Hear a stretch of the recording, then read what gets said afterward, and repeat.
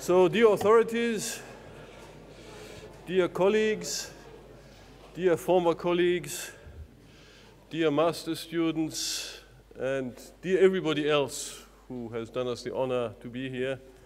I think with that we've sort of covered it. Welcome to this opening ceremony of the academic year 2012-2013. For reasons that I will explain to you later, we have decided this year to put the master students in focus. And this is why most of the ceremony is going to be in English. First, most of our masters are in English, and second, many of our master's students don't speak a word of French, like many of my colleagues.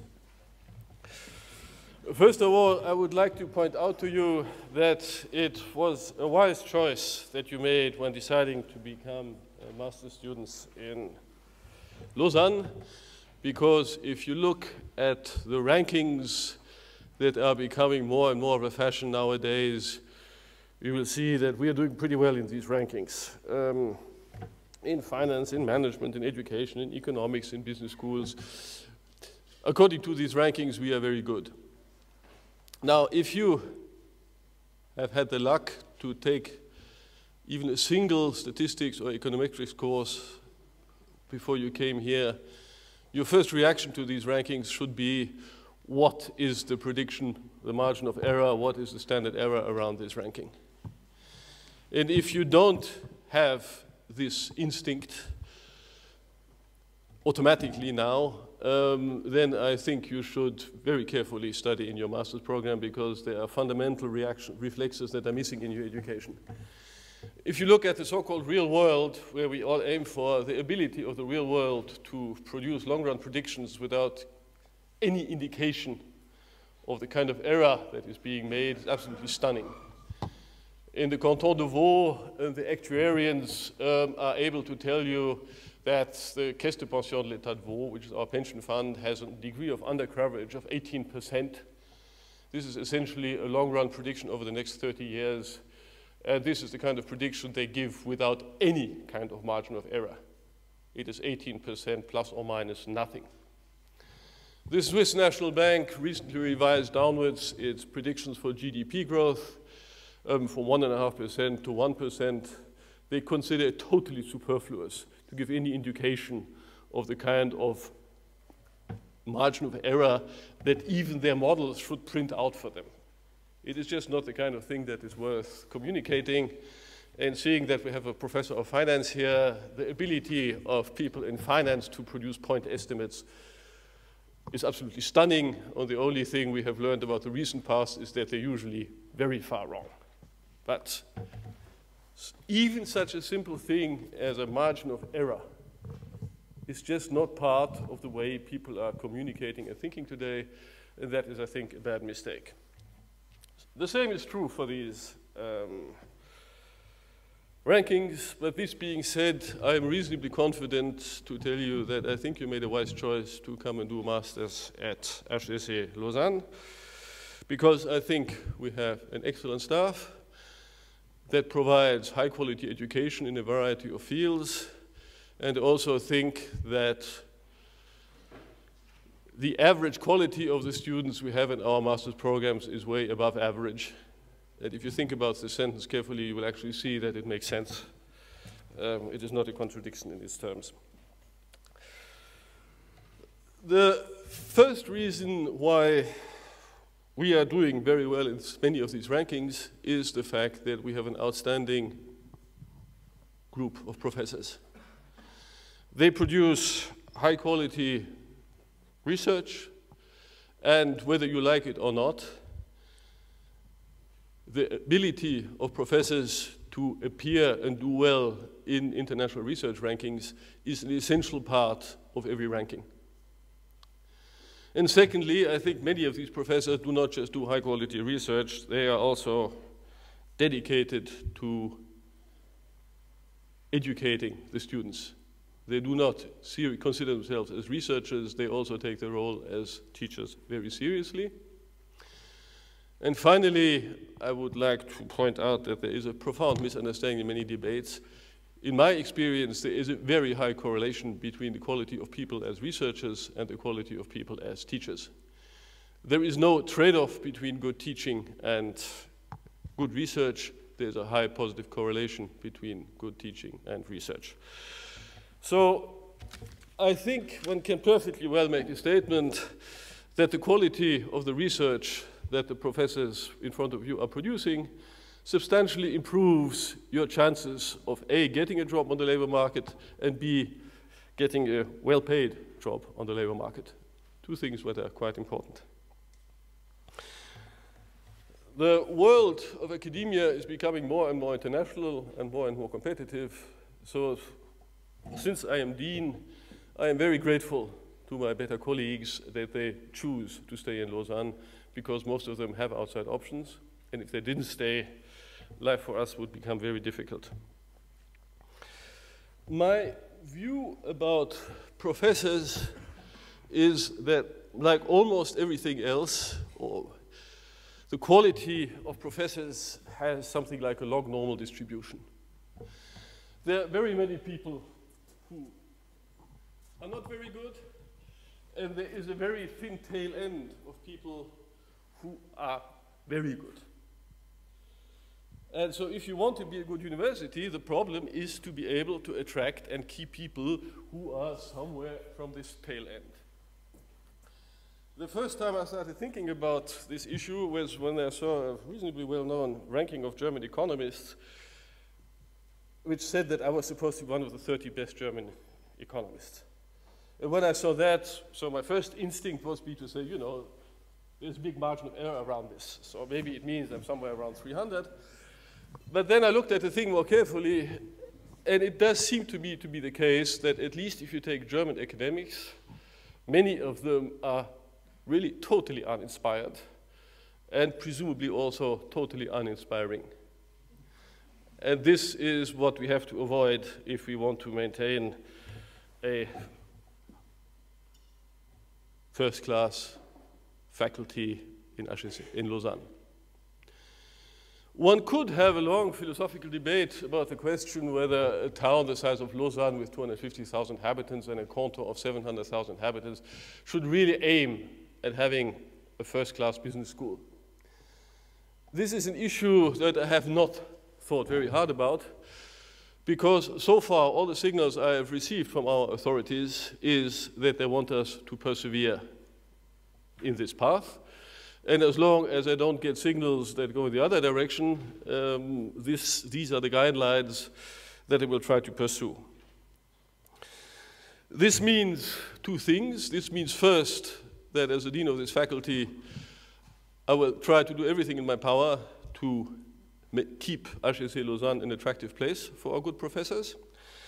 And it secondly means that when we come to recruiting new professors, we have to be absolutely certain that we attach the greatest importance to their excellence, and by their excellence I mean excellence in both teaching and research. The only way for HEC to maintain its good reputation is to employ people who devote a lot of effort to being good in these two domains. And I hope and assume that our authorities will help us in this endeavor. Let me now turn to the student side of this coin.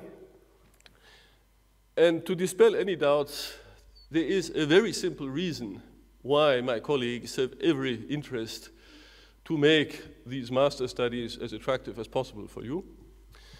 And the reason is that most of the PhD students we later have in this faculty are recruited from our current master students. And I think there is wide agreement that one of the most attractive and satisfying things in our profession is to have a good PhD student and then see and help him develop his full abilities. And to have good PhD students, we need good master students. A further reason why, on average, a good master's program, teaching in a good master's program is attractive has something to do with the very nature of university education. Our rectorat has summarized this in the I don't know whether slogan is the right word. I use slogan without any meaning.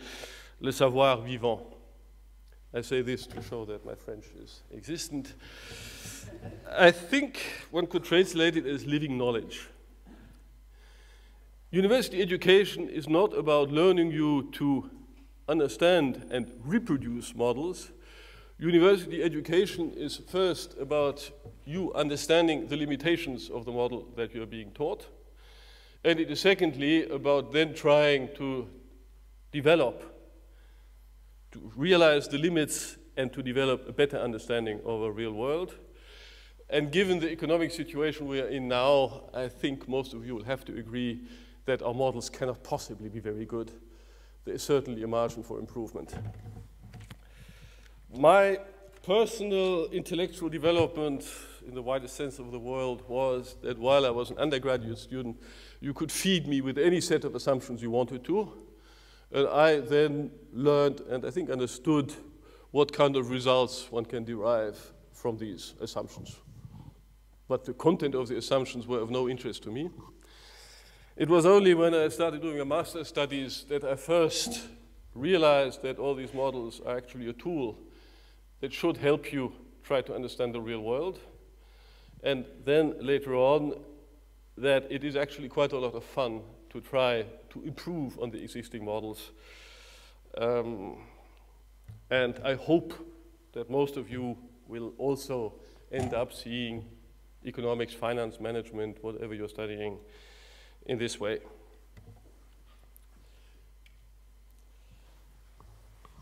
One of the great strengths of our master's program is that it has a very international population. So according to these numbers, only slightly more of them are Swiss and slightly less of you are foreigners. These statistics, like every other statistics, are of course have a great margin of error because I assume that a large number of you actually have two passports, and so it is entirely arbitrary whether one puts you to the category Swiss or foreign. Right? But still, it doesn't look 100% Swiss, the first approximation. I think this is one of the strong points of our master's programs. At the same time, I think all academics will agree with you that it is much easier to provide high-quality education if you have a reasonably homogeneous group of students in front of you. And in this respect, HEC Lausanne has a lot of ground to catch up on. I think most very good universities have developed quite sophisticated methods for screening and selecting their students. And HEC Lausanne is not very performing in this respect. And the statistics would indicate that it is particularly not performing in this respect when it comes to the foreign students. Now, just let me make myself perfectly clear. I'm not, and these numbers do not indicate that the foreign students are on average less good than the Swiss students. What these numbers do indicate is that there is a tail end of foreign students, which is larger, who tend to fail. And I think your studies, the studies for all of you, would be better, you would learn more, and HEC Lausanne would be a better place if we found a way to reduce this failure rate among students. If you look at it aggregately, you know, there's not many people who are failing. But still, there seems to be a bias one has to do something about. So I hope very much that you will enjoy the next 2 years. And this being said, I also feel obliged to give you a warning. If you don't like working hard, the chance that you will enjoy the next 2 years are very low. All the best, and thank you for your attention. And now these people sitting in front of me will tell you all the lovely things that await you once you have decided to leave HEC Lausanne.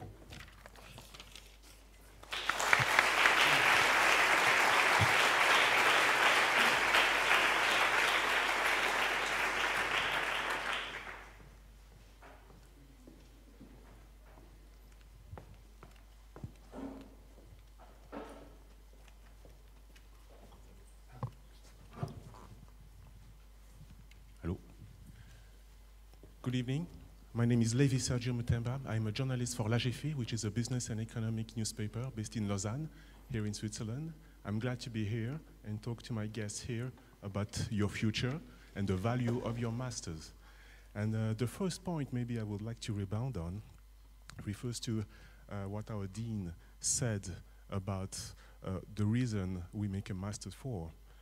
Obviously, we want to do it because we want to get well paid in the future, but that may not be the only case. And has a twin crisis has almost eradicated the United States and some other countries in Europe based on some past models, mathematical, financial, and economics. I think this is the right time maybe for you to wonder how you can improve future models, economic, financial, marketing, management models, and others. And to that extent, I would like to ask Professor Dietz, after he presents himself, what are the new fields in master's education which might enable you to improve your skills, which might enable you to think other means, other ways to run this society?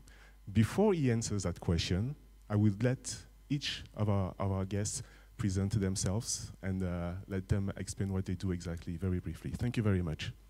We will start with Mr. Troschke. Thank you. Yes, hello, Max von Troschke is my name. I'm German, so I'm one of these foreigners probably if I was studying here. Not sure, by the way, if foreign is a good terminology in such an international context, though. I am working for Boston Consulting Group. We are now based in Geneva, which is our second office after Zurich. It's for us a new thing, actually, so we've opened this one up about a year ago, so it really is a small and entrepreneurial context within a very international setting. I guess the reason why we're here is we continue to look for great people to join our office. What we do, in case you don't know, is management consulting. So we work with many of the international organizations, let it be corporates, but also non-profit organizations here in the area, on basically all matters of business and management topics. Thank you very much. Mrs. Rumignani. So, hi everyone. My name is Mary, and I have to tell you the truth, I'm a 100% HEC Lausanne product. I study first my bachelor, and then I decided to pursue my studies for the master degree. And now I'm actually working for L'Oréal at Geneva. And why I'm here today is just to share my experience through these 5 years in these walls, and also what's the real life after your studies. Thank you very much. Professor Dietz? Well, good evening, everybody, and welcome to the program. And if you're back, I see many second-year students here as well. Welcome back to the program. I'm a vice dean here. I'm a professor of organizational behavior as well. So I guess for this panel, I represent a little bit, if you want to say so, the academic side, but 2 snippets from my own career development. A is, before I became a professor, I actually had a real job. I actually did a good old-fashioned apprenticeship as a banking officer in Germany and worked in that sector for 10 years. And the second snippet is that my academic career has been, I think, at least reasonably international. I've been trained mostly in the US, and then spent the majority of my academic career actually in Canada, and it's only been since 2009 that I've been here in Switzerland. Thank you very much. Mrs. Béguin. Hello, everyone. I'm Hélène Béguin. I'm working for KPMG. For those of you who don't know the company KPMG, this is one of the companies called the Big Four.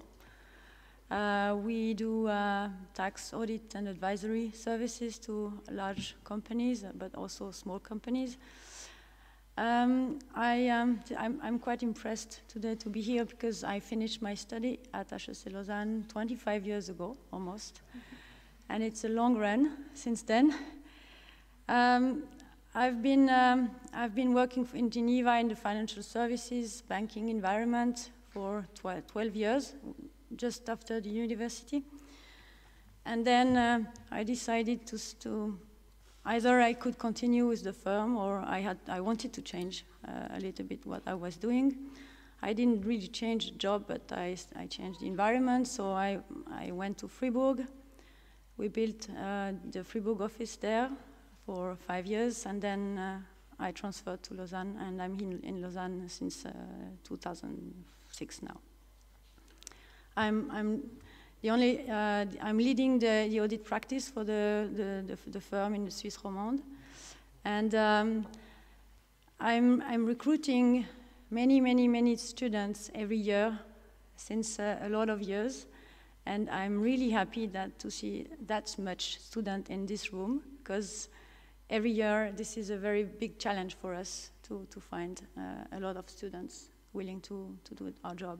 So I'm really happy to see all of you.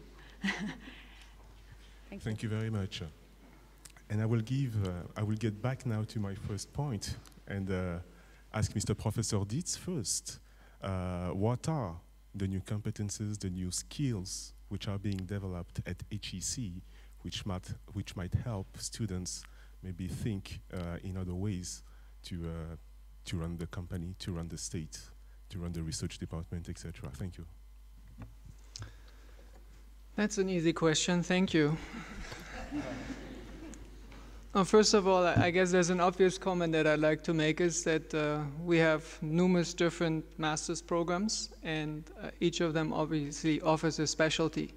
So just by design, these programs prepare you obviously for certain specific professions.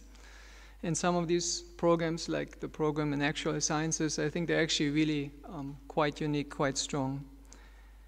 But from a more general point of view, and really I think I need the help of the other panelists to arrive at a decent answer, there's probably a couple of things that we would all agree on.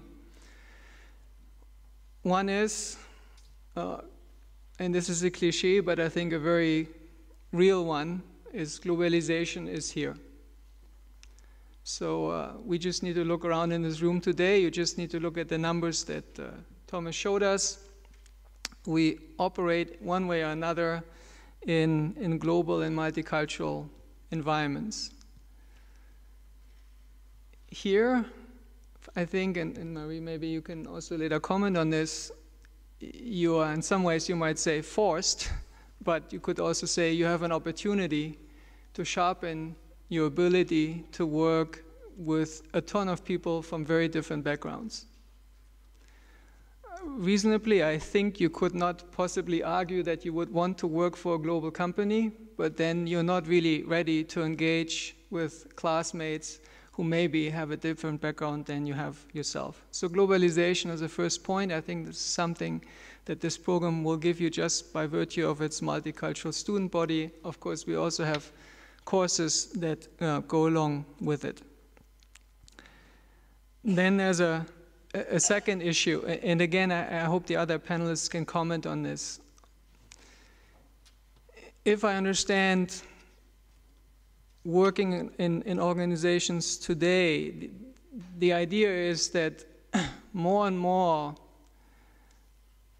responsibility shifts from, if you want to say so, organizational structures and systems. It shifts more and more to actually the people who work within these organizations. Just to give you one example, maybe 25 years ago, an organization chart would have exactly told you what to report to whom at what point in time.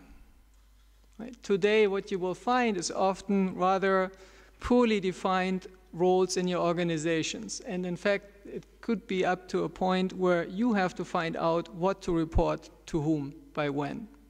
Right? So that really, I think, requires a completely different kind of employee. I think it's very obvious. This is essentially a lot about managing yourself, and it's essentially about you also managing the people around you. Now you might say he's saying this because he's a professor in organizational behavior and he has to put in the people piece. That's true. But I will add one thing to it. Whenever I speak to a graduate 10 years after they have graduated, and you ask them, so now how's it been after your studies? The typical answer often is, much different from what I expected it to be. It really became an exercise in working with people later at work, and in some ways much less about the specialty that I had really learned, be it strategy, be it actuarial sciences, or be it finance. I think I will stop there for now. This is very interesting, and we will maybe establish a comparison between BCG and KPMG. Mrs. Béguin actually said that she's looking for students, she's recruiting, and I would like to know from your point of view, what is the weight of the cultural aspect in the students you are recruiting? What I mean by that is, to what extent does the international experience, personal experience of each student count besides purely expertise skills? And I would like to have a testimony both from BCG and KPMG. Mrs. Béguin? I think it's very important, but as you said, we are working in a very global environment, and this is not the fact that the companies are sometimes based here in Lausanne or next in the Suisse Romande or in Switzerland. The fact that they are based here, you can find in those companies very international employees, different culture, and you have probably heard about the diversity, why diversity is very important. When we talk about diversity, we talk about the gender, but we also talk about different culture, language, and what is important on this aspect is to be really very open-minded, because we have to adapt ourselves in different environment, different people work with different culture. And even if you work many years here in this place, I think this is very, very good and very. This gives us a lot of energy, because without traveling a lot, you travel a lot, and we have to be ready to deal with this, to talk to those people, and to adapt ourselves to all those environments. Mr. Troschke? Well, I think in that regard, so when we look at the two companies, I would agree to everything you said. It's totally the same thing. Only probably to that extent that we would even, in a certain way, go one step further, and that is that we don't hire experts, and we don't develop experts, but it's like our business more works around generalist skills. So we don't really care about what you have studied in terms of the content. It just, because quite frankly, realistically, you'll not use it later on anyway. that is my true experience. That said, it is very important on what you do here, and that is just to learn how to solve problems. That is to learn how to work with people. That is to interact in an international context. And I think this is all the skills that we value a lot. And then we will pull together people from very different backgrounds, and that is not only to say from different nationalities, but really from different academic backgrounds.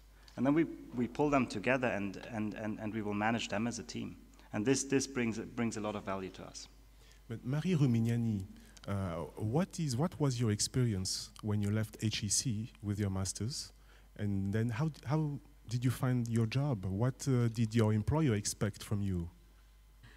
So I have to say I had totally made a huge experience here in HEC Lausanne. When I had every opportunity, I decided to take whatever experience it was.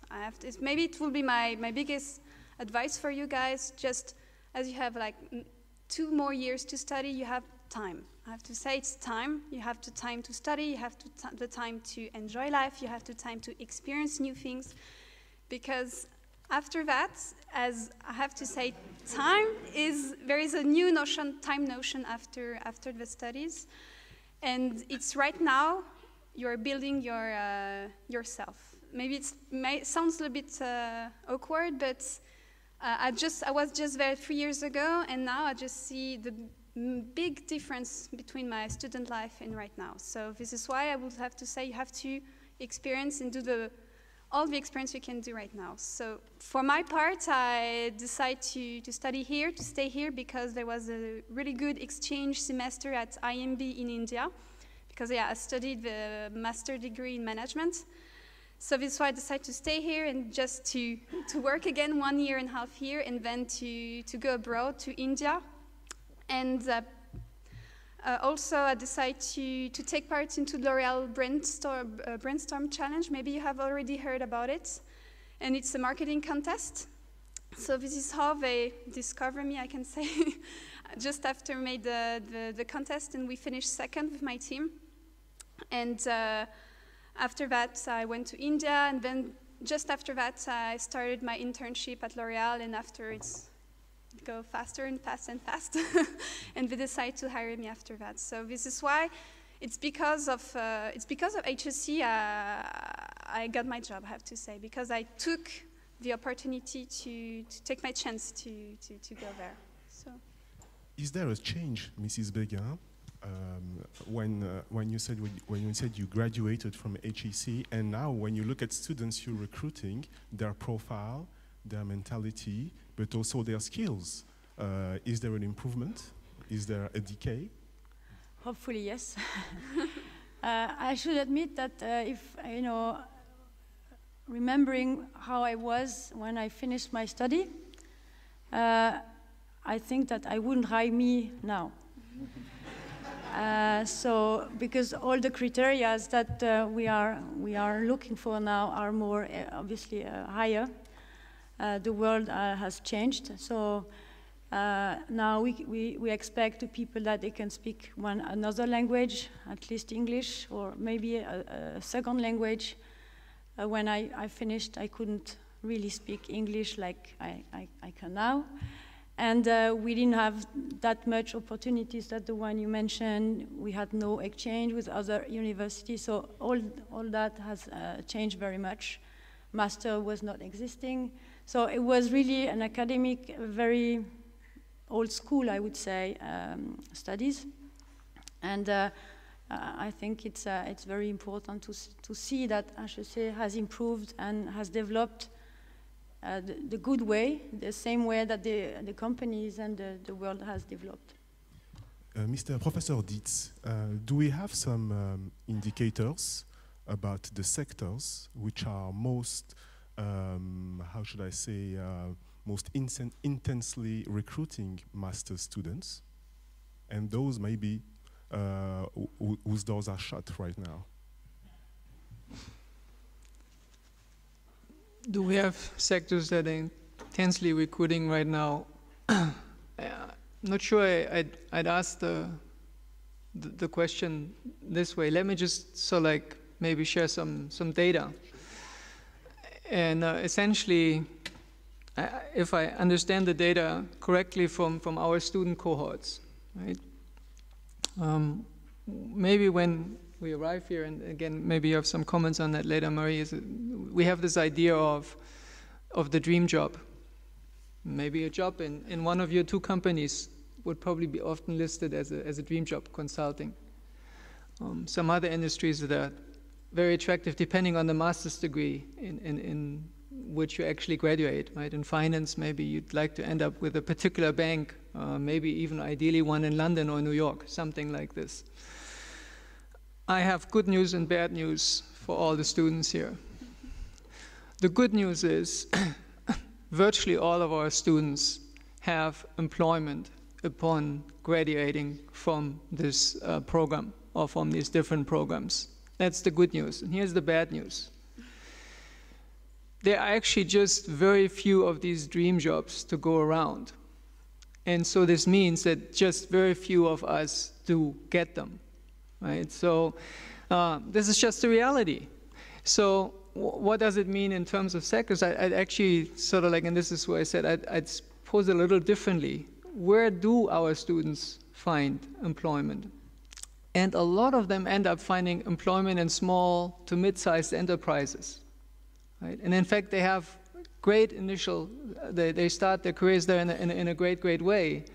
Although you wouldn't really tie this to any particular sector. I think it's more of an understanding where we can find a job. But is this quest to work for a big-sized company, is this something really entrenched among students, or is it changing? Because many people find it actually very agreeable more human to evolve within a small size and mid-sized company? I think really this is a question I'd rather pass to Marie.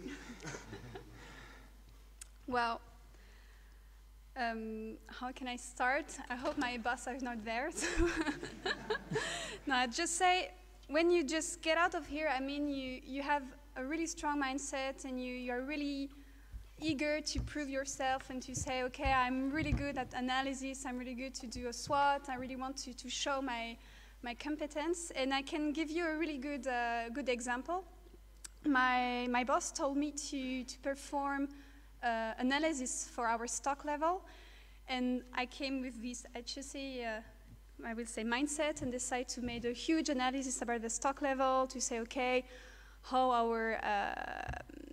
our stock are going through the past couple years. And I made a lot of comments and also recommendations, and I made like 50 PowerPoint slides for that.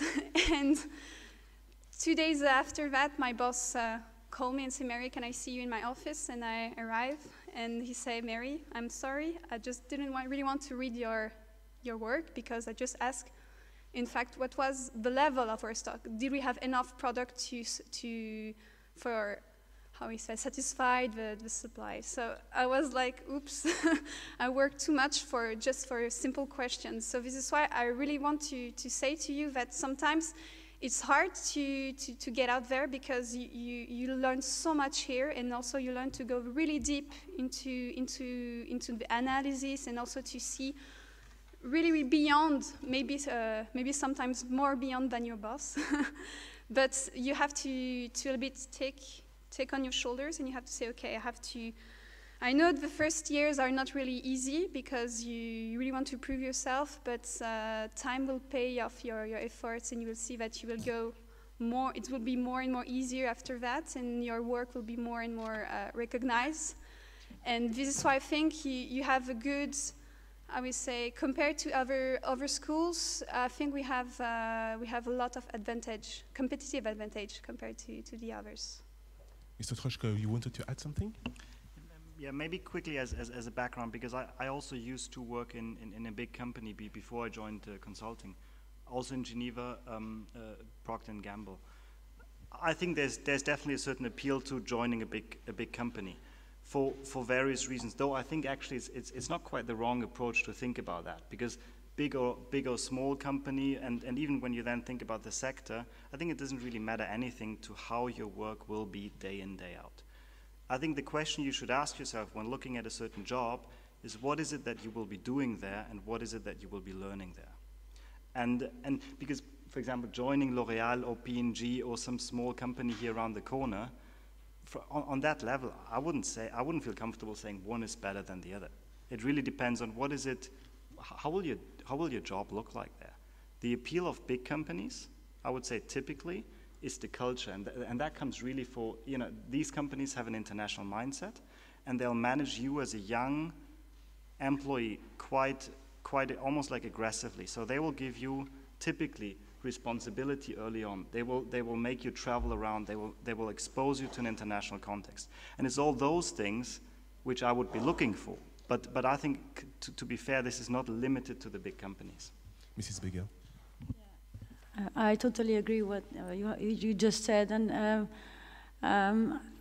what I would say, when you finish the study, you have to say to yourself, this is just a start, and now I'm starting to work, and I will learn a lot. I will learn far more than what I've learned at university, but it's the start you need to figure out what you would like to do, how you would like to do it, and with who you would like to do it. And when you're looking for a job, sometimes, there are plenty of jobs and you don't know any of them. But if you want to choose, you have to list on the paper what you would like to do on a daily basis. Would you like to speak language? Would you like to meet people? Would you like to work in team? Would you like to travel? Are you ready to work hard? Would you like to develop yourself forever? So that are the questions you have to ask yourself, and when you have answered that, then you can define where you want to go, where you want to work, and with who. It's very interesting the way you describe what you expect from students, but from your experience, what was the criteria for not recruiting students? What was their weakness? I think we are, as a Big Four and KPMG, but other my colleague from the other companies, we are very much seen as a company that will train the people and make them develop very quickly, and it's a good start to work in a working environment, and then after 4 or 5 years, you can find your ideal job in another company.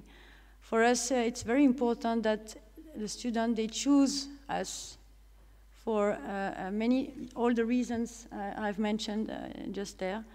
And it's a choice because otherwise the work we do is very hard, and you cannot afford working hard if you don't like the job you do. So you should see the next months, what you're going to do in the next months, and not within the next 5 years.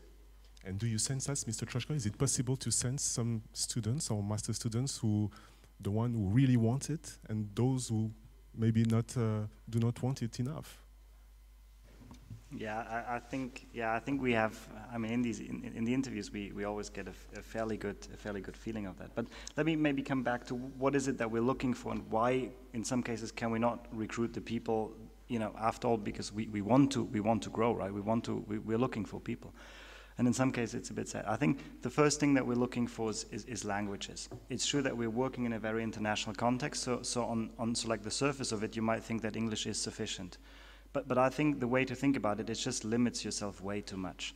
And especially working in a country like Switzerland, where you have at least 3 languages, I think it's just not enough to speak just English. And I think this is a key message to all the international students. Use the time while you're here. 2 years, I think, should be sufficient to get into French. Just learn it. I think this is one of the things. Or German. But in a country like here, the moment you work here, you want to live here, I think it's just critical to speak the local languages. That's the one thing. The other thing is really get yourself out, get practical experience. I think use the flexibility you have, as you said, in these 2 years. It's probably much more than you think right now it is. Use it to do internships, to get practical experience. This will make you benefit so much, actually. And the third thing is just be very curious and open. Just don't think of it like labels, like big companies, small companies, local, international, or even by sectors. Think of whatever IT or internet stuff is very, very interesting, and others not so much. So just be open and curious. And whenever we see any of these things not coming true, we just can't hire people. And so this is really just work on these things, and it should help you in any sector. It should always help you finding a job, no matter what industry. But do you think that the master students are statistically, globally prepared to that? Do they speak various languages? Do they need for this international experience? Do they actually, are they aware of that? Maybe Mrs. Rumignani. I can talk about my company because they're also, I'm saying we are hiring people. But about language, we know that as we are living in Switzerland, German is really, really, really useful, especially if you're interested in working in finance or also in marketing, because I have to say the most interesting jobs are more in the German part. But also there are some good work here in Geneva or in Lausanne. But I have to say the biggest company also are standing in Zurich. But I also have to say that maybe you might, during these 2 years, you should not be afraid to take, for example, courses that are outside your comfort zone. For example, I decided just to go at EPFL because there is a really good course called Financial Entrepreneurship.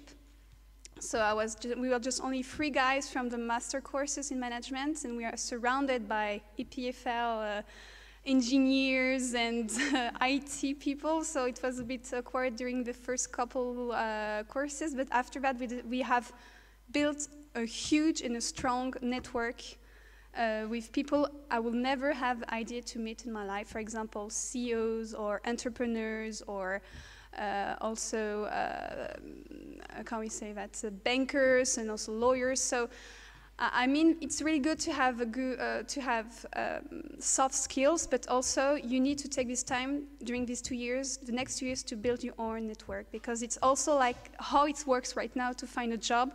You need to get the good connections if you don't have personally for personal reasons or your family or your backgrounds, but during your studies you will make a lot of connection and network and use this time to do it. So it's also, I think it's also another part of just know how to speak English or how to make good analysis, but you have to know the right people, the good person who will hire you, who might connect you to other people.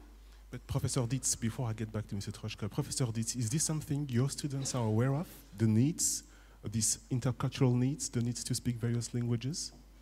Do you feel that?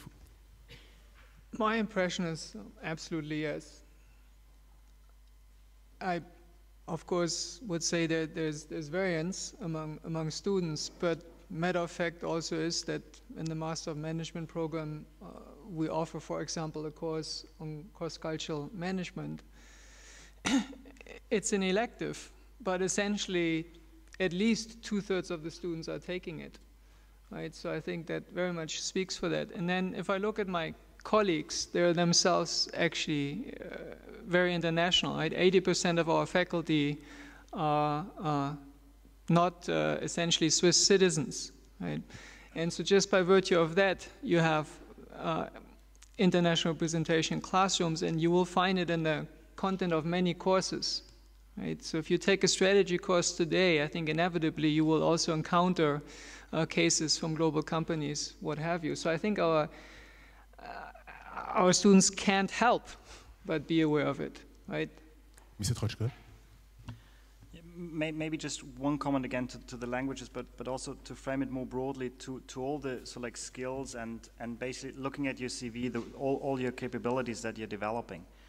And coming back to the introduction and the university rating, the way I would look at it, and I think here also the concept of error margin is quite good, is it doesn't really matter on if you're top 5 or top 10, because it's a way of how you look at it. Fact is, there's top 50. In the top 50, there's 50 universities which are all just very good. And in these top 50 universities, there's just students which are on average very, very good. And many of them speak a lot of languages. Most of them have internships. And in general, a very impressive CV. So that is just to say be aware that your peer group is just very strong. It's just that the bar has risen so much compared to 5 and 10 and 15 years ago. So I think that in itself that puts you in the need to catch up, to get to that level as a starting point, but then also to smartly differentiate yourself. So think about what is it where I need to just match the criteria that are out there on the job market, which are fairly straightforward, and then think of where can I make a point, where can I be different and stand out in a smart way. And this is then again where I think personality matters after all. I would like to leave the students the opportunity maybe to ask your own questions and to express your own preoccupations or point of interest. Please. Yes?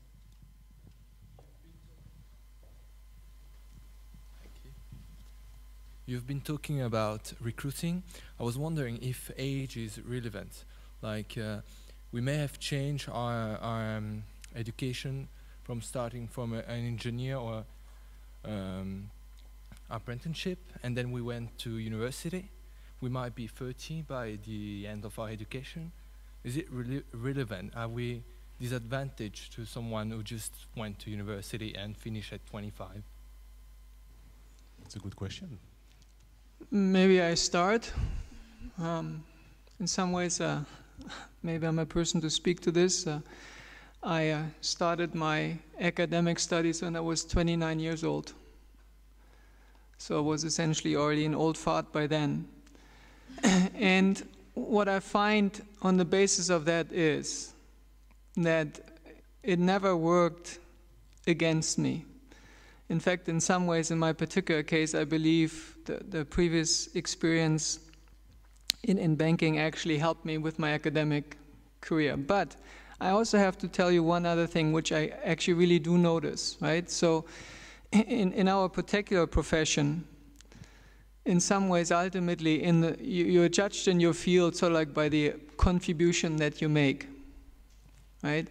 And if I look at the time since I graduated as a PhD and could start this career, if you just look since then, I've done reasonably well.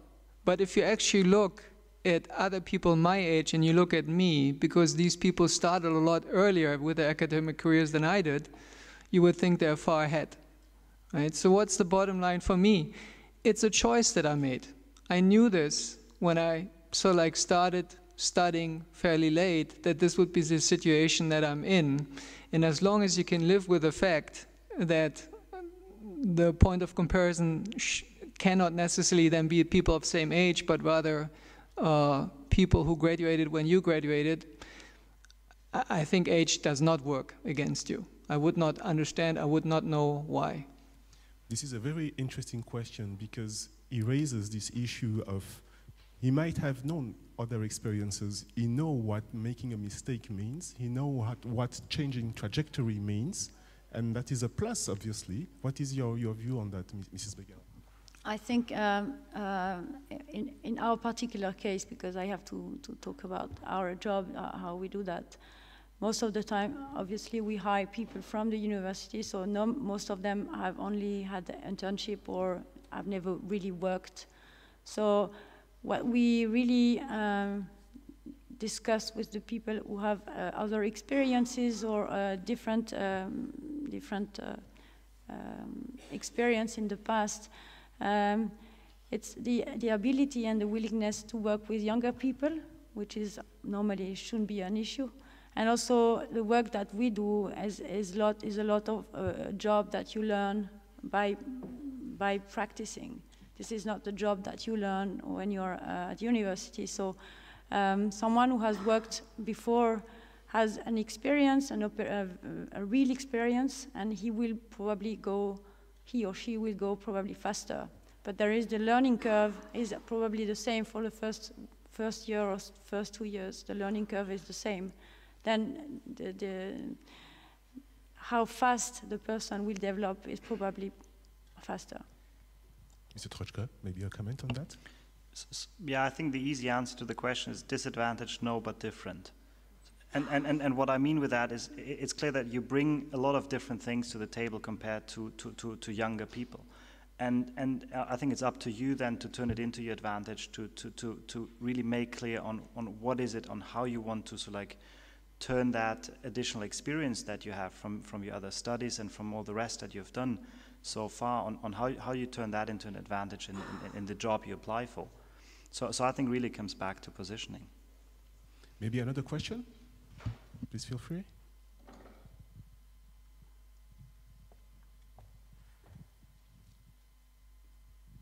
Hello, my name is Adelina Selimi. I come from the Republic of Macedonia. First of all, I express my gratitude to all of you for the valuable presentation. My question is related to what my peer priorly asked. I mean, nowadays we live in a time of financial crisis, and we know that in this time, in organizations competitive as the ones in which you work, there is only place for the superior ones. However, superiority is most of the time correlated with experience. So in this situation, in this complex environment, what are the perspectives of youngsters, meaning people without experience like us, which have only academic background behind themselves, to prosper in organizations? I mean, whether it is from the opportunities they gain by being initially employed as an internship or being given an ordinarily low position job. Thank you. Thank you.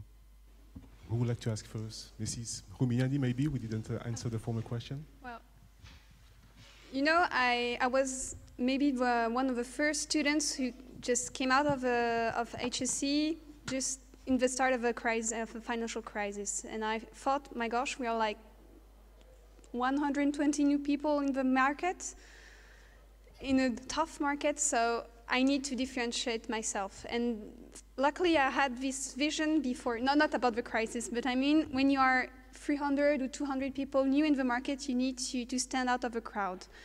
And I think it's not, the hiring is not only to, I think it's a bit caricatural to say big companies are hiring the tough people or the meaning one or things like that. I think right now it's much more, companies are much more looking for people who stand out, but in a different way. I mean, you need to have, to build your soft skills. You need to be more, to be curious. You need to show this signs, because it's really difficult for a company, because they are, for example, receiving hundreds and hundreds of CVs, so they need to identify very quickly the good ones. But I really want to reassure you, it's not, they're not hiring people with the strongest one, but I think the different one, and also the most interesting one, and the particular one, I have to say. So, especially right now, because there are tons of people in the market, and mean people, I have to say, will not last long in companies.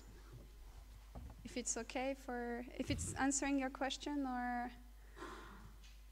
partially. Thank you for your answer. It did answer my question to a high extent. Nevertheless, I was not speaking, I was not referring to mean or strong people, to the aggressive ones. I was referring to people with more experience, people that are better in dealing with contingencies and management, risk management crisis. And furthermore, I was referring to the fact, I mean, you spoke about uniqueness, you spoke about the difference. Mm-hmm. Nevertheless, I mean, in this time of crisis, when experience is the greatest competitive advantage in the market for the employees, how does a youngster with only academic background behind him get to the point of showing his differentiation, of showing his uniqueness to the company or to the place where he works? Well, I have to say it's just starting today. If I really want to say you, I mean, right now, guys, you really have to, tomorrow you have to do something. You just not say, okay, I just get out of my master degree, I got a master degree, and companies are hiring me. I'm saying you really need right now to stand out. And you can make tons of internships, but you can also do, I don't know, student associations, exchange years, being a sport leader, I don't know. But as long as you're doing something good, I mean, for yourself, I think it's not. Also, I mean, when you have something in your hands, I mean, it's okay. It's not. You should. Sorry. If I may give you an example, if I may do so, I know a physician. He has a doctorate in physics. It's okay. He has a doctorate in physics, so which is a very valuable diploma. When he finished his course, he decided to work in oil station where you pump oil for your car. And he was selling basic products to the clients, earning, 3,000 Swiss francs net per month. And he did that for a year or two. And then afterwards, he got a job, a very good job, in a very big firm. And why? Because his employer said, okay, you have the skills, you have a mental skill. It's very stressful to work in the morning, 5 o'clock, in a pumping station. And you have proven that you have the skill to sustain mental stress. You have the mentality, you have this vital energy in your brain. And we need people like you. Whether your technical skills actually is secondary. You just have the brains to get the solutions when we need the solutions. And that was the important thing. If that might help you. Maybe Mrs. Troschke wanted to add something. Yeah, part of your question goes to junior, more experienced people who has it easier these days. To be honest, I don't think that experienced people that are looking for a job right now have it easy. I mean, that's a reality, right? The one thing that you bring to the table is you're just way more flexible, right? You're not an expert by any means, so you can take any job, yeah? And I would also use that flexibility. So that's one angle to it. The second one is, do we really have a crisis now? Honestly, I don't know.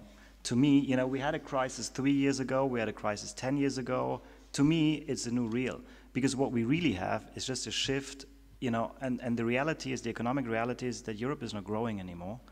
So naturally, there will be not so many jobs. Again, what can you do about it? Be flexible. I know that Switzerland is a great place, but fact is also it's not growing anymore. Yeah? All the European headquarters are decreasing people for exactly that reason. So if you don't find anything here, as nice as Switzerland is, look for something abroad, and there, for sure, you will find something.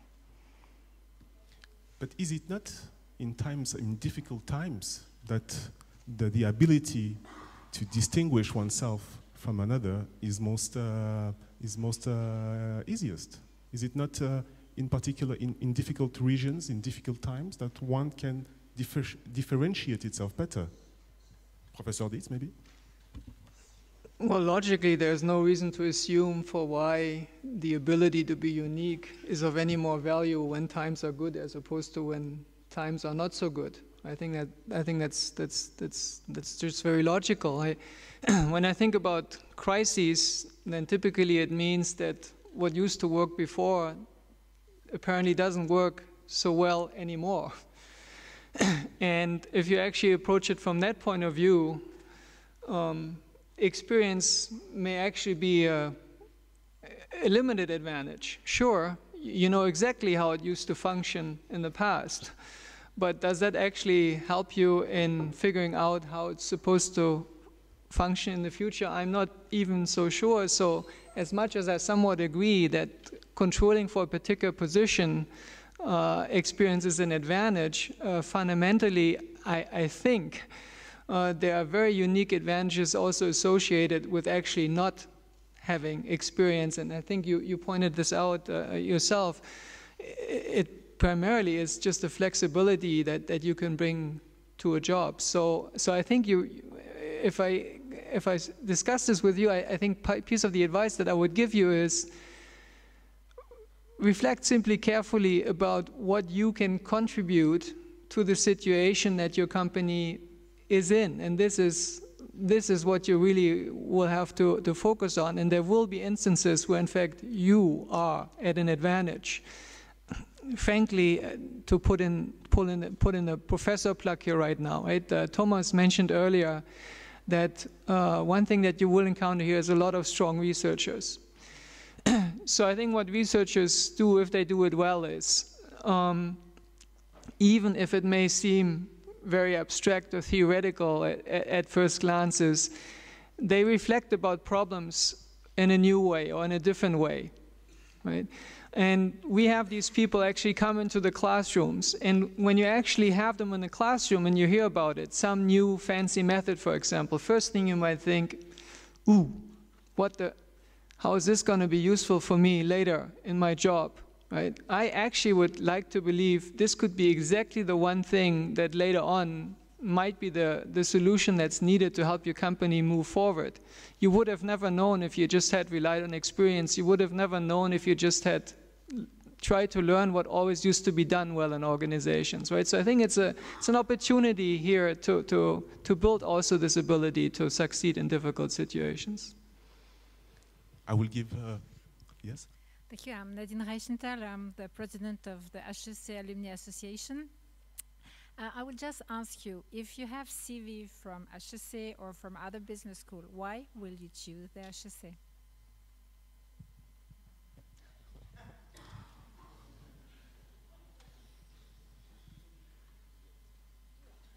Okay, from left to right, Mr. Troschke. Well, nothing against HEC, but quite frankly, I don't care which university someone studied. I really don't care. Yeah? And that's the reality. I think what I do care about is what's the story of every single individual. You know, what's driving them?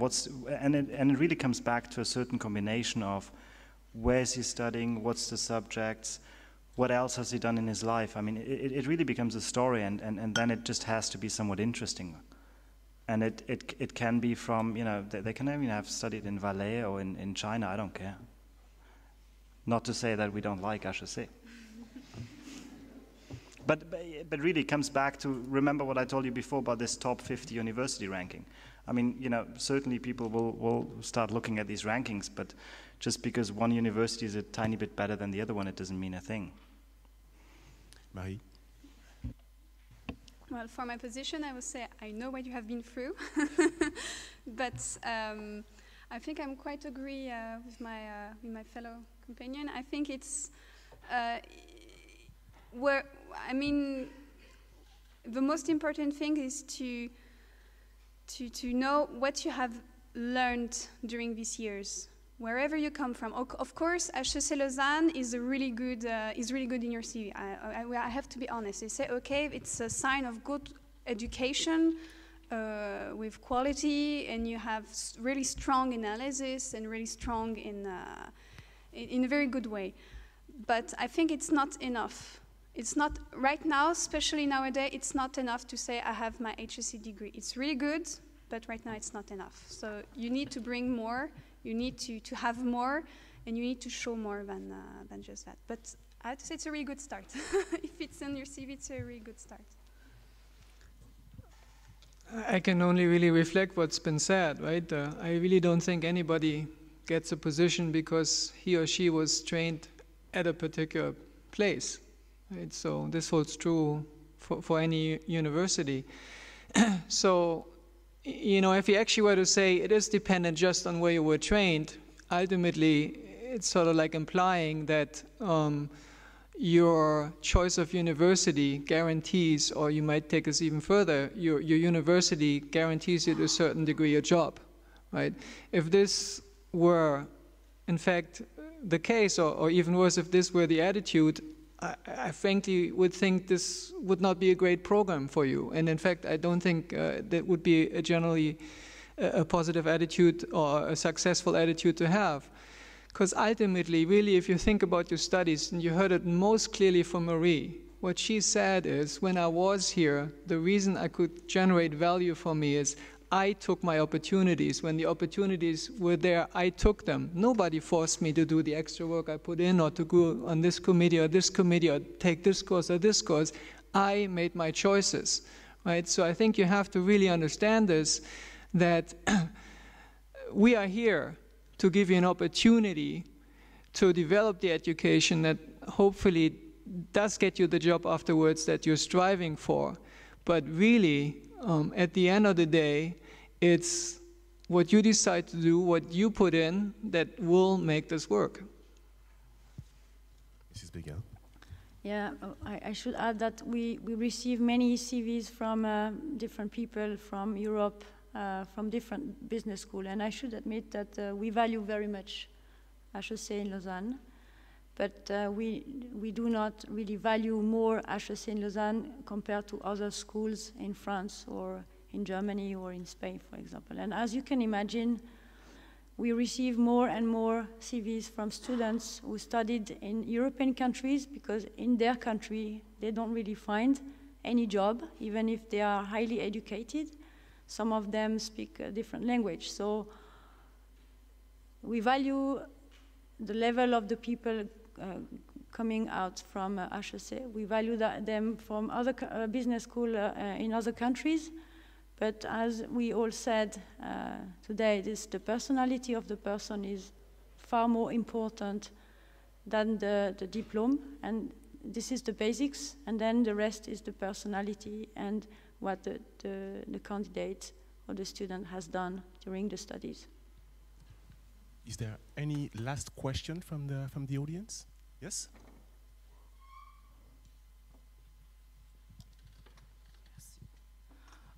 Ich habe eine Frage für Herrn Maas, Troschke, vielleicht auch Joerg Dietz. Als wir internationale Studenten sind hier, wir sind niemals Majorität hier. Ich will wissen, falls unser Studium ist sehr ausgezeichnet fertig und Deutsch sprechen zu können, unsere Nationalität ist auch ein Problem für uns. um einen guten Beruf zu finden in Schweiz?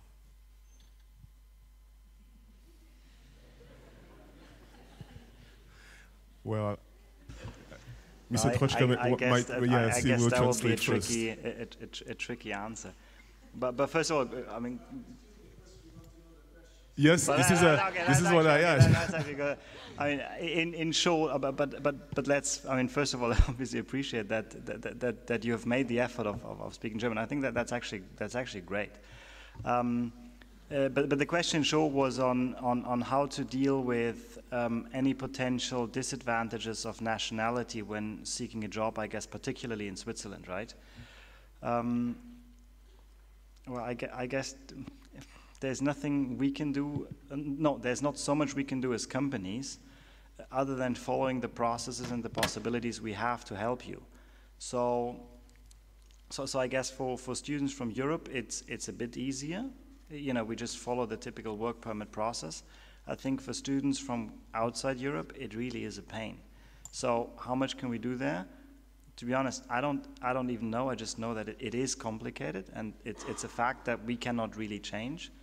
I think in that case, we can just also look and work with you on finding potentially opportunities outside Switzerland, if the work permit is the only barrier. I think there we as an international company are definitely committed to work around that, and you know, as you know, I mean, we have offices around the world, and that might be one of the things that we can help you with to work around that issue. And Mrs. Béguin would like to say something as well. Yeah, I have a good example, and it's a real one, and it was this year. So we had a trainee coming from the HEC Lausanne, a master MCCF. Last winter, he worked during 6 months in Geneva, and he was from a North African country. And at the end of the training, we said, look, we have a lot of doubts that Geneva authorities will give you the work permit to work with us. We were really happy about the work he had done. But at the end of the day, we didn't really find as much people as we wanted. So we said, look, we can try. And we find the right words to convince the Geneva authorities. And in Geneva, I can tell you, this is a very big challenge, especially for young people coming from university, because the experience was almost none. But the fact that we could prove that he was good, we couldn't find anybody else on the market with the same skills. And we received 3 weeks ago the approval from Geneva authorities. So I don't want to say you will find a job or you will get a work permit, but I think that sometimes we should try. The risk is that we get a bad answer, but try is very important. Can I make one additional comment? Sure, this is so like right up my academic alley. I do actually research on the employability of non-natives. And first of all, I want to actually also congratulate you on posing this question in German. Second, I want to say that you just enlarged the opportunity of finding a job in Switzerland multifold by actually now graduating with a degree from this country. Makes a huge difference compared to a situation where you would have arrived here without a Swiss degree. When you leave here, you have 2 years of Switzerland already behind you, right? So in some ways, I will not dispute that it is harder for non-natives to find employment. It's not a Swiss problem. This is essentially a problem that you find in any Western society, right?